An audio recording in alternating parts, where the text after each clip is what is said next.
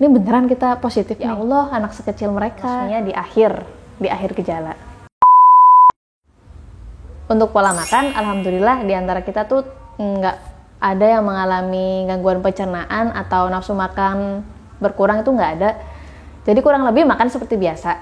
Untuk harian kita juga tidak neko-neko makannya, cuma kita menghindari sebisa mungkin makanan olahan, kemudian makanan yang mengandung pemanis, pewarna, pengawet, gula putih juga kita tidak konsumsi. Itu makanan demikian bisa memperparah inflamasi dalam tubuh.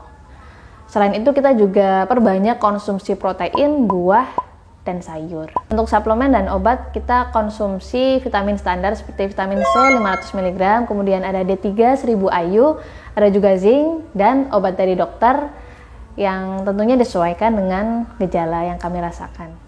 Nah, di sini kita juga mau share sedikit, selain vitamin dan obat kita juga konsumsi herbal.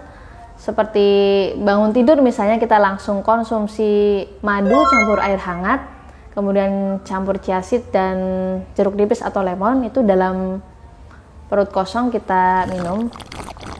Kalau herbal lainnya ada habatus sauda.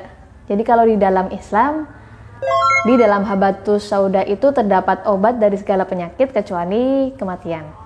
Ya, ternyata ada risetnya nih. Jadi penelitian dari University of Technology Sydney ini baru saja dipublikasikan di jurnal Clinical and Experimental Pharmacology and Physiology.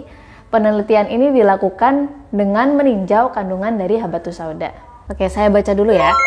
Jadi kandungan timoquinone, bahan aktif di Nigella sativa ini lebih dikenal dengan muadas, tepatnya dapat menempel pada protein lonjakan virus COVID-19 dan menghentikan virus yang bisa menyebabkan infeksi paru-paru. Nah, kata peneliti Profesor Knis Fatima Shahid, dikutip dari situs resmi UTS atau University of Technology Sydney.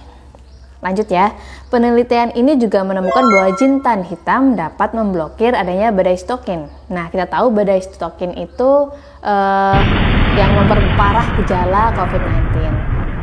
Tapi untuk cara minum yang tepat juga kita harus masih perlu cari-cari ya, cari-cari referensinya. Kalau kata Ustadz Khalid Basalamah, 7 butir itu sudah cukup kuat, 7 butir habatus sauda. Tapi kalau Ustadz Zaidul Akbar, untuk yang habatus sauda soft gel, dalam bentuk soft gel bisa dikonsumsi sebanyak 1 sendok teh. Nanti tolong dicek lagi ya. Nah, ngomong-ngomong tentang Ustadz Zaidul Akbar, kita juga konsumsi rimpang yang ada di resep beliau. Itu ada jahe, kunyit, sereh, kencur, itu kita geprek, kemudian direbus dengan air matang. Jadi direbusnya itu nggak sampai mendidih ya. Kemudian kita tambahkan perasan jeruk lemon atau jeruk nipis dan madu pas hangat. Boleh juga ditambah temulawak untuk meningkatkan nafsu makan. Agak repot sebenarnya, tapi memang yang kita rasakan itu di badan enak. Dan ternyata menurut Profesor Nidom, kurkumin yang terdapat pada rimpang tadi terbukti bisa mengendalikan pembentukan sitokin proinflamasi. Proinflamasi berarti yang membuat inflamasi di tubuh ya, atau peradangan. Sehingga kejadian sitokin storm atau badai sitokin bisa dikurangi, bahkan dihilangkan. Kurkumin ini banyak terkandung di dalam empon-empon seperti jahe, kunyit, temulawak, kencur, sereh, kayu manis, dan lain-lain. Menurut Profesor Nidom, ini bisa meminimalisir terjadinya badai sitokin. Nah, selain itu juga kita konsumsi susu kambing yang bubuk ya, karena yang murni itu susah banget didapatkan di tempat kami. Nah, susu kambing Etawa ini memiliki tekstur lemak yang lembut dan halus. Jadi butiran lemaknya itu berukuran lebih kecil daripada susu sapi. Nah, dengan asam lemak berantai pendek dan sedang dan laktase yang ringan. Dengan demikian, susu kambing ini lebih mudah dicerna dan tidak menimbulkan alergi ataupun diare. Setelah hasil swab negatif pun kita juga masih konsumsi susu kambing karena susu kambing berperan sebagai perantara penyembuh infeksi pada paru-paru. Susu kambing Etawa juga memiliki zat yang bisa memperbaiki sel-sel rusak dalam paru. Karena itu, susu kambing Etawa dipakai untuk pengobatan gangguan paru-paru. bukan iklan.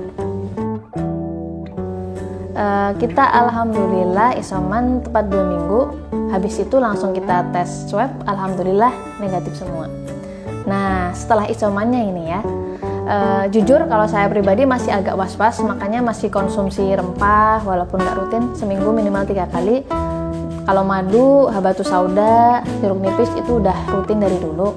Susu kambing juga masih, karena untuk ASI booster juga saya masih menyusui. Kemudian yang saya rasakan setelah 2 minggu itu berlalu malah timbul batuk ya, timbul batuk itu, tapi batuknya nggak sering, batuknya itu timbul saat kena dingin aja.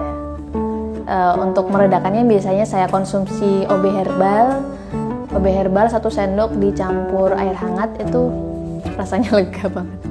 Walaupun setelah dinyatakan negatif dari COVID-19, jika kita masih mengalami gejala tertentu, diusahakan untuk tetap mengkonsultasikan dengan tenaga medis. Misalnya kalau sekarang post-COVID itu banyak yang mengalami sistem pernapasannya kurang efisien, ada juga yang mengalami kelelahan gitu ya. Bisa dikonsultasikan dengan fisioterapi. Nanti juga bisa melalui telefisio, jadi nggak harus ketemu langsung ya.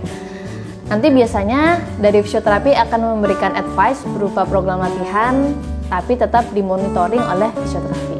Nah, mungkin cukup sekian ya sharing dari kami, teman fisio yang pernah mengalami atau menjalani isoman, mungkin juga bisa sharing pengalamannya di kolom komentar, saling menyemangati.